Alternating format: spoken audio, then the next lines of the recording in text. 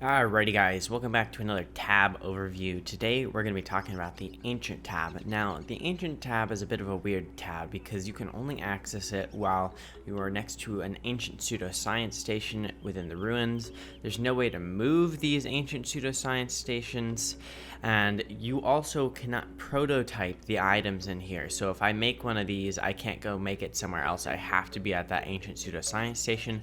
This is the only tab like that in the game as far as I'm aware.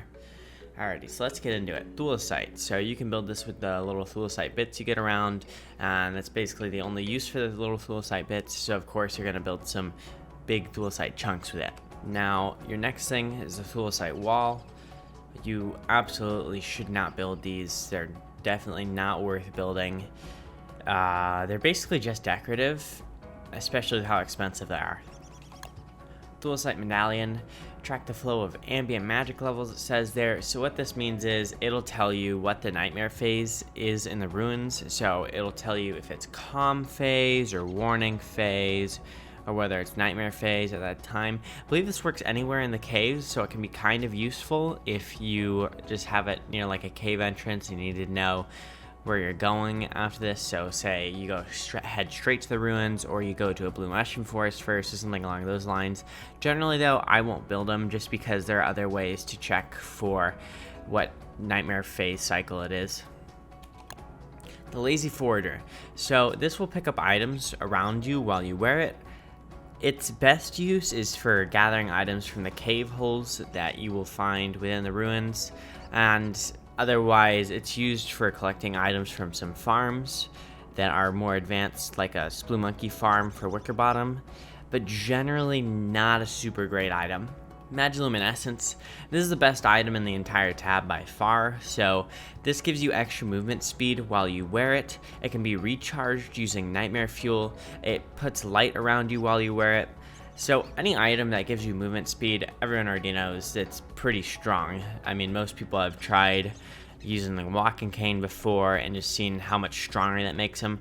And this is pretty much just like that, except it can stack with the walking cane and you can get it super early on. So extremely good item, best one in the tab by far. Construction Amulet. So this halves the cost of anything else you're crafting, but it rounds up with the cost. So if something has, say for instance 3, it's going to cost 2, but if it has 4, it's also going to cost 2 for that item. So this can be really useful for certain items, and it's also a very strong item.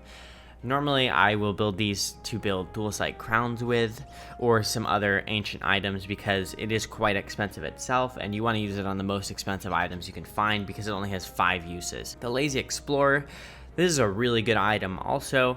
So you use a cane, a couple nightmare fuel, and a couple orange gems there to get the Lazy Explorer, and it's basically just an upgraded walking cane. So it works exactly the same as a walking cane, except it also has 20 uses that you can just right click and teleport wherever you want to go on the screen.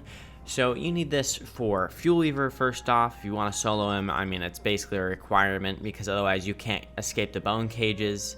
And it also is just very helpful movement wise. Now if you do use up all 20 uses, it does disappear. So what I would recommend is that you use 19 of the uses, and then there is the green staff, which we'll see later on, and then you can deconstruct it to get the walking cane back. You won't get the orange gems back though. Here we have the Starcollar Staff. This is another really good item, but its main downside is that it takes living logs. So oftentimes I'll tell people that they need to go to the ruins like right away, so they won't have any living logs, so I can't build these. But what it does is basically you can use this and it'll summon a star that is like a roaring campfire that lasts for a couple days. Super strong item.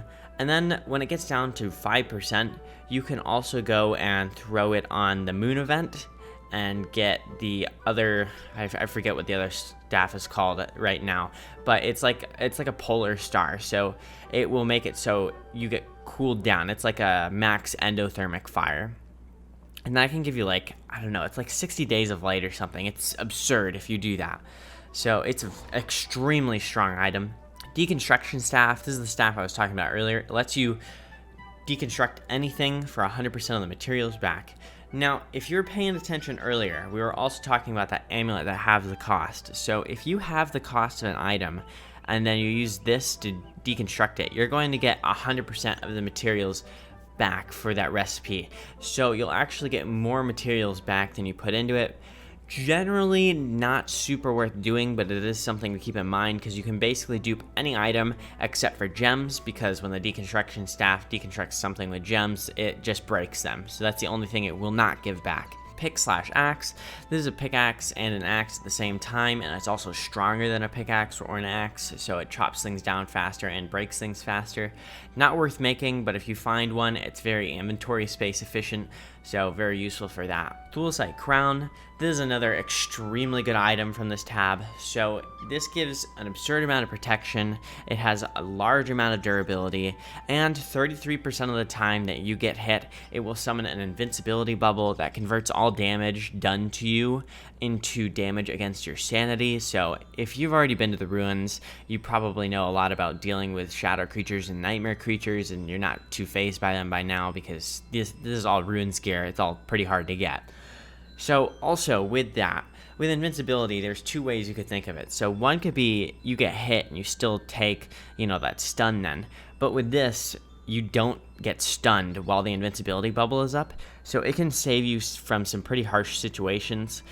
The most notable one is from shadow spelunkies, because they'll chase you in groups of 40, 50, 60 at a time sometimes, and if you get stun locked by them, you're just dead immediately. But this will give you a second chance to run away from them after a couple hits, because you won't get stopped permanently. Thulecite Suit. This one gives a lot of protection, so it's really strong there, but it's not worth building. It's too expensive is mostly the issue here.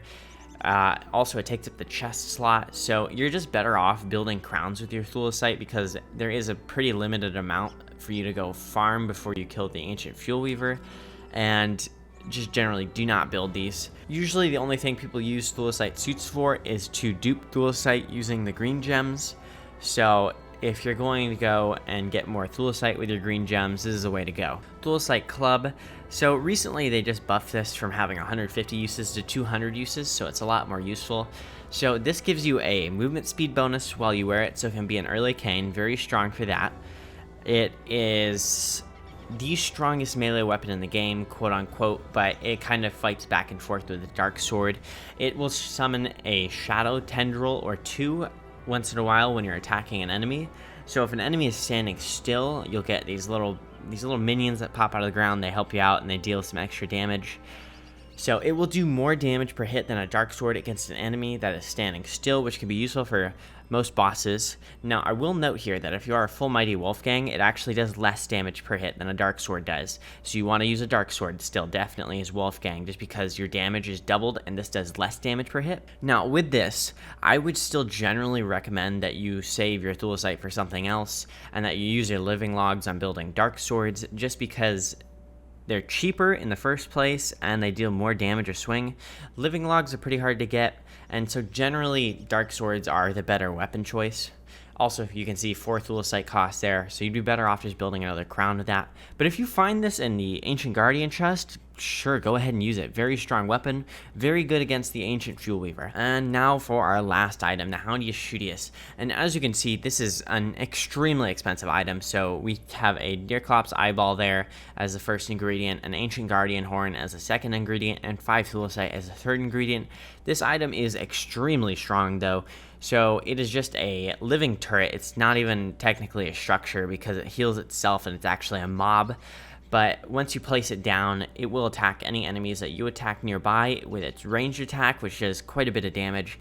So it can be really, really strong, especially if you put it like within walls or something, make sure that it doesn't die. It will heal itself very quickly though if it gets attacked. It has a large health pool, so if it's just attacking a couple enemies, it's going to be fine. You just don't want it to run into a seasonal boss or something along those lines. Its name is the Hanyu studious, so its intended purpose is to kill hounds with it.